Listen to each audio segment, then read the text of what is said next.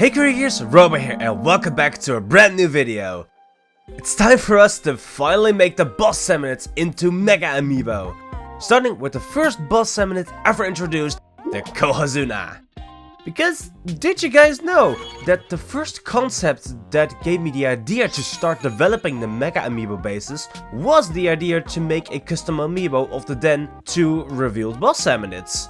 So after almost half a year of waiting, we finally get to make the projects that they were originally designed for. So, without further ado, let's get started. For all of these big guys, we started with the good old paper base, aluminium wrap, and air drying clay combo.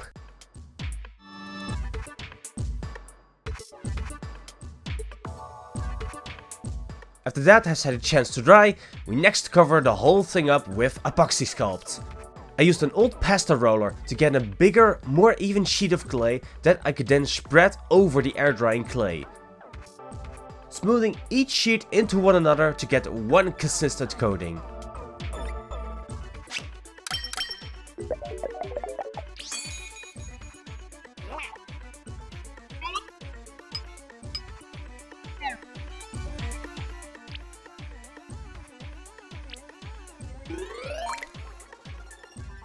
And then once I had this one consistent layer, did I start to add details like the fin on the back,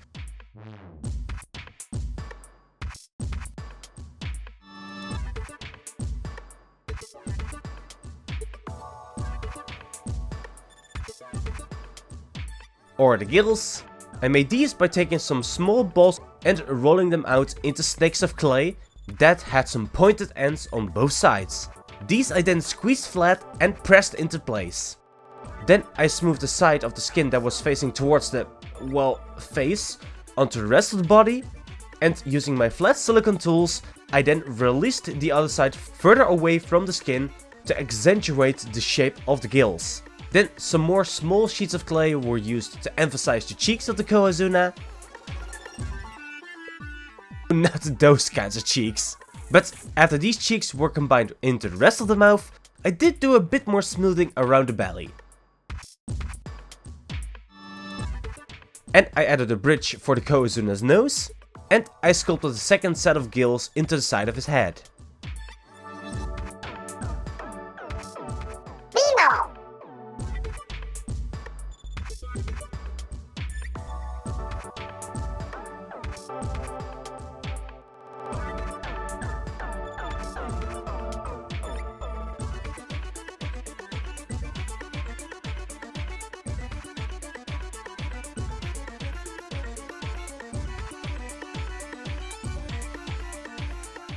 With the face details ready, I took a knife tool and scored a line for the pants onto his body. After I got that line in, I used this scale tool that I made from a broken tool handle and some aluminium wire. This I had bent into the shape of the scales that I would need to stamp into all 3 of the boss Samonets.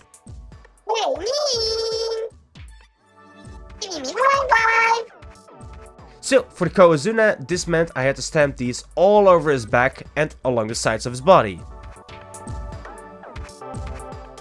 All the while keeping the tool wet to get the smoothest imprints and to not have the clay stick to the tool.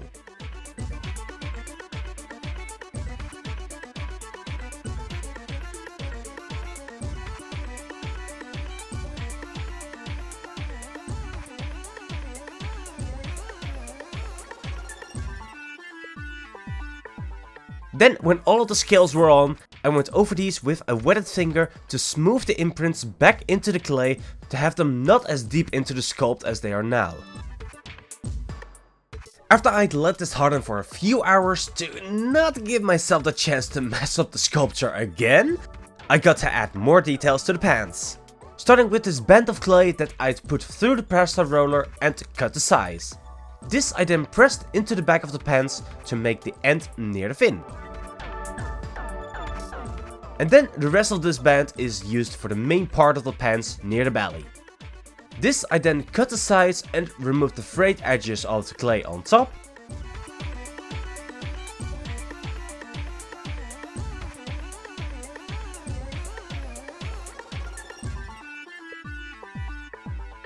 And at the bottom I smooth this into the rest of the clay.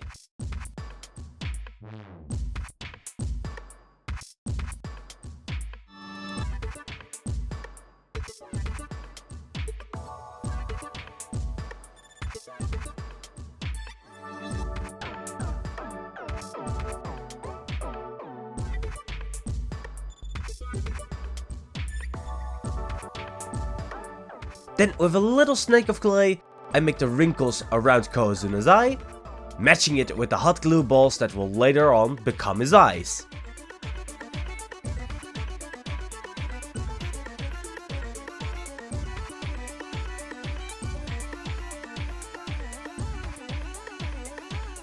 Finally, I added a bit more clay onto the nose to make it more salmon-like. And I also add the nostrils to the king salmonid, because I kinda forgot about that at the first round of sculpting.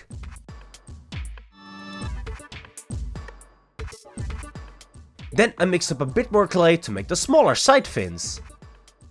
With a thick triangle of clay, I then press this flat in the middle, in between my fingers, to make the more rounded shape of the fins, all the while keeping the edges thick. I then place these onto the sides of his body.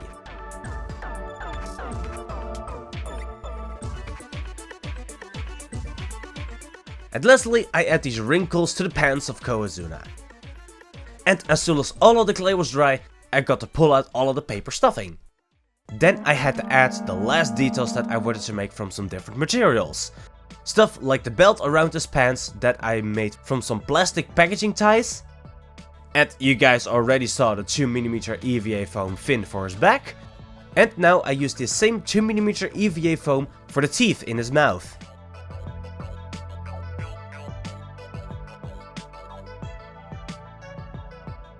And to finish off the belts, I used this 3mm wide strip of craft paper and glue it around the plastic ties to act as the rings of the pants.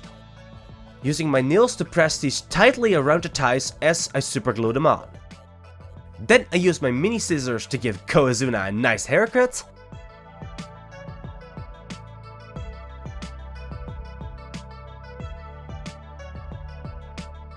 And then we finish off the assembly by adding this miniature anchor to a chain.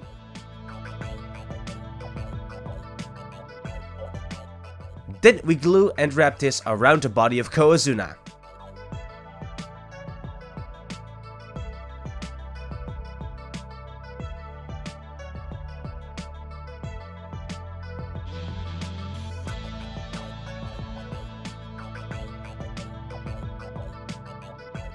Also breaking up and reassembling the chain at different points to create some interesting connections around the neck of Cohozuna.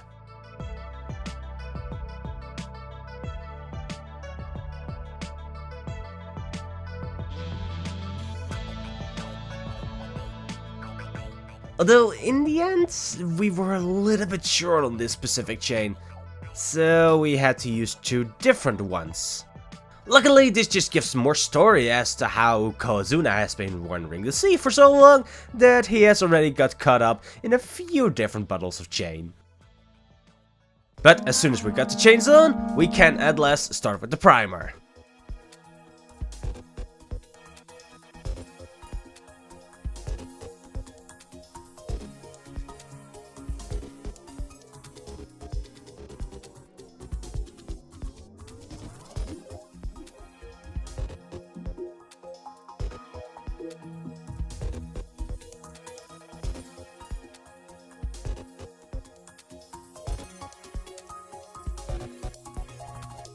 And while having him hanging like that, we also added the skeleton bone layer to his belly.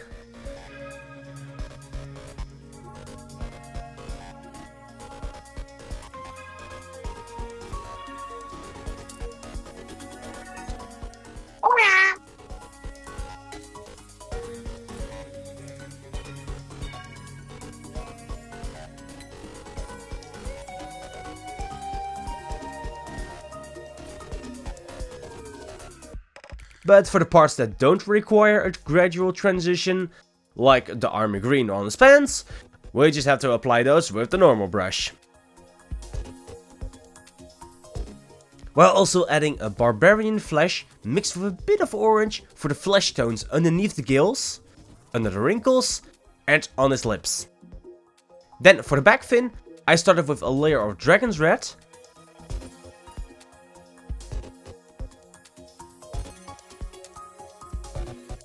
this I then transitioned into a bright red.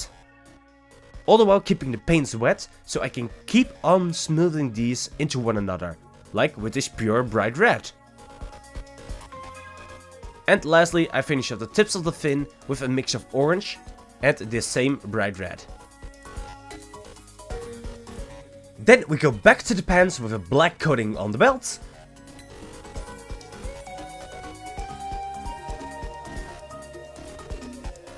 And afterwards I also mixed this black with the same army green to make for the shadow color for the underside of the figure, underneath the belts, and for the shadows at the back of the wrinkles on the pants.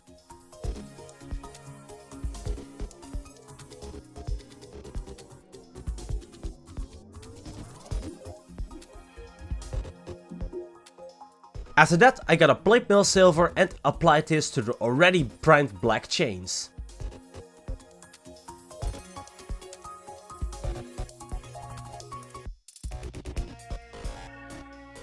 All the while being careful not to paint the brown scales underneath, and especially to not put too much pressure behind the brush, because otherwise it will get stuck on the chains and start flicking little splotches of silver all over the figure.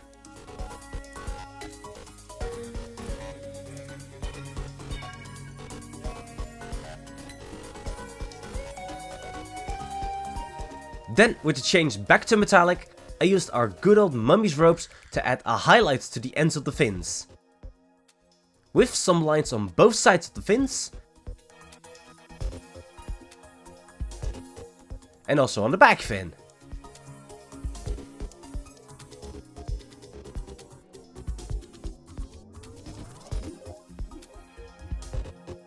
The same mummy's ropes is then also used for the color of the teeth, as soon as we'd use some dragon's red to paint the inside of the mouth first. Almost done with the painting here. All that was left is to add the pearlescent effect to the back of Cohozuna, with these watered down purple,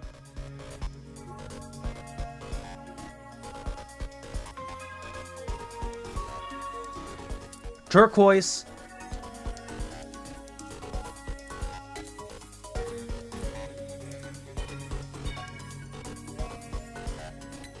and some watered down green.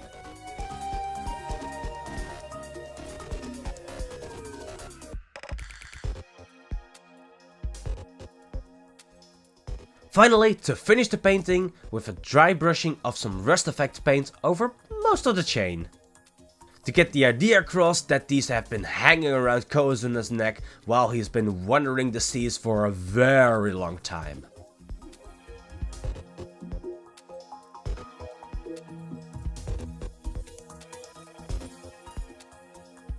And now it's time for the WVD special, adding as many unnecessary lights as possible to each figure. So, I had already used a bit of foam board scrap to close off the hole at the bottom of Cohozuna, but now we need to open it again to make for an opening for the battery case. All the while, I had also started to mass produce these eyes for all of the King Salmonids. By making use of some silicone molds for balls, I used the smallest hole and fill it with hot glue. I then let these firm up, after which I then removed them from the molds, and for Cohozuna I had to cut one in half. And I then drill a little hole for the LEDs into this cut side. But not before adding a hole to his back where we want to hide the switch. Because with how we want to make the lights, we need to weave these all throughout the sculpture. And sadly we can't assemble the circuit ahead of time because of the eyes. For example, how we now need to weave the wires for the eyes from one hole to the other. Luckily, I got this all sorted up nicely in the end. Although, to connect it all back to the battery case, I did have to lower this piece of yarn through Cohozuna, then catch it on the other end, and after tying it to the positive lead on the case, I then pulled it back out,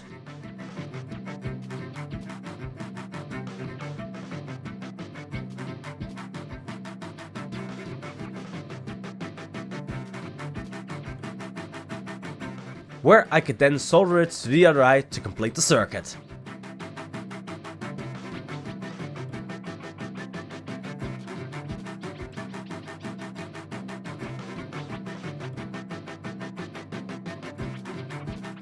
But we're making Cohozuna here, not Cypher, so let's get these eye stalks back into the body.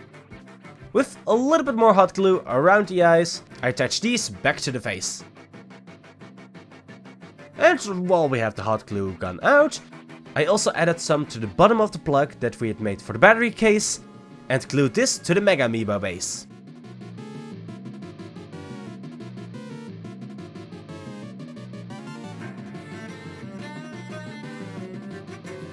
Then with that in place, I also added some to the back of the switch to attach this. Then all that was left to do was to cover Cohozuna back up with a layer of aluminium foil to protect him, while we use some transparent hot glue to make some bow waves to make a scene where Cohozuna is currently rising out of the water, ready to attack any unfortunate Grisco employees waiting to end their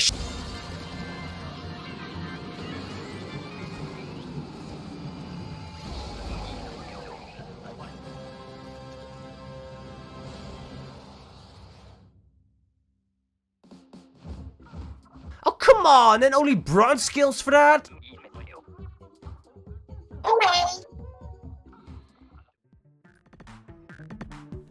But for these waves, I used the back of some wet tweezers to make the hot glue not stick to both, while we then manually form the thinner tips of the waves.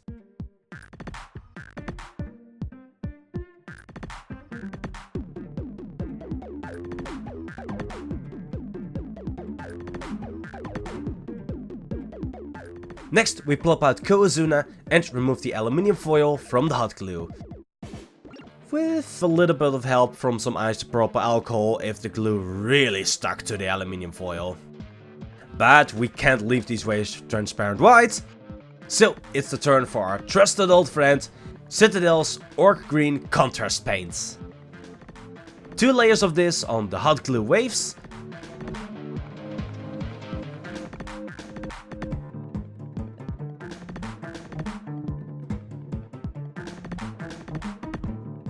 And then some on the parts of Cohozuna that touch the water, and some leftover parts around his mouth and chains.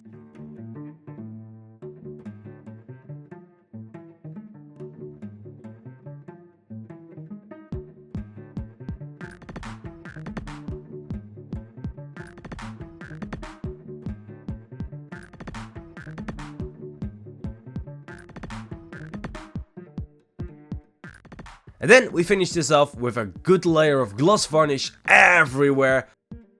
Well, except for the rusted chains, because we want to keep that dry, rusty effect. And the pants, to give the idea of another texture used there.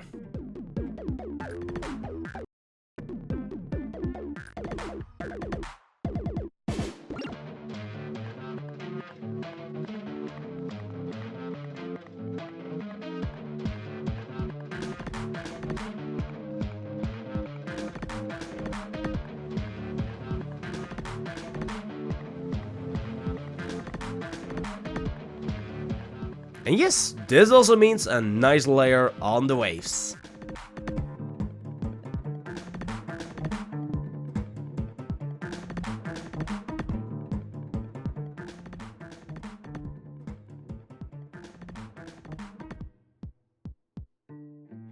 And with that final bit of gloss, we can announce that our 7-run next wave Cohozuna MEGAmiibo is finished.